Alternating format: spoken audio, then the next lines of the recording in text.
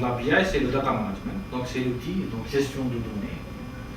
Donc ces outils, donc le premier palier, c'est les outils qui s'appuient sur ce qu'on appelle les ETL. Les ETL sont des outils spécialisés pour l'extraction, transformation loading. Donc extraction, transformation, chargement.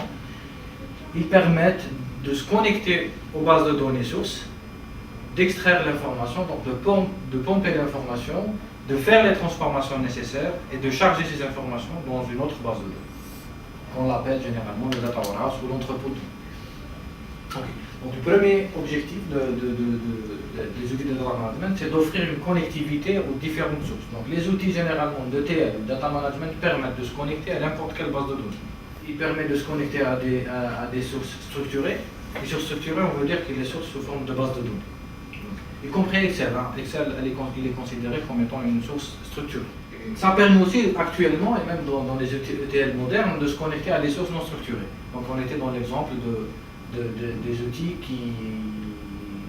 qui se connectent à des sites web, à des pages HTML, à des fichiers texte, à des rapports Word, à n'importe quoi, et analyse ce qu'il y a, analyse de contenu, et propose des sorties. Donc les outils ETL permettent d'extraire les informations. Cette extraction aussi, elle peut être planifiée pour être exécutée d'une manière automatique. Donc on peut planifier l'exécution de certains traitements. Je veux me connecter à la base de données chaque jour, à minuit, et charge-moi ces informations en faisant toutes les transformations nécessaires. Deuxième point, c'est de consolider cette information. Les outils ETL permettent de faire toutes les transformations nécessaires adéquates. Donc je veux changer, j'ai une information qui a été stockée d'une certaine manière, je veux la croiser avec une autre information et puis les stocker dans une table à part. Donc ces transformations sont possibles. Je veux faire d'autres calculs, je veux calculer d'autres colonnes calculées, je veux faire des agrégations, je peux faire tout ce que je veux. Donc les outils ETL permettent de faire les transformations nécessaires. Ça peut être une transformation selon une logique métier quelconque. Ces informations, s'ils sont stockées dans un entrepôt de données, ils seront stockés sous une forme particulière. C'est des données qui sont orientées vers la prise de décision. Généralement, les données qui sont orientées gestion, on va les retrouver sous forme de facture. Organisées selon le métier. Par contre, si j'ai une information dans un data warehouse, je vais la trouver organisée autrement. Je vais trouver l'information qui est organisée, l'information est organisée dans un data warehouse sous forme, ce qu'on appelle sous une forme multidimensionnelle. Donc, je mesure le chiffre d'affaires par rapport au produit, par rapport au client, par rapport au temps et par rapport à autre chose. Ça peut être d'autres dimensions.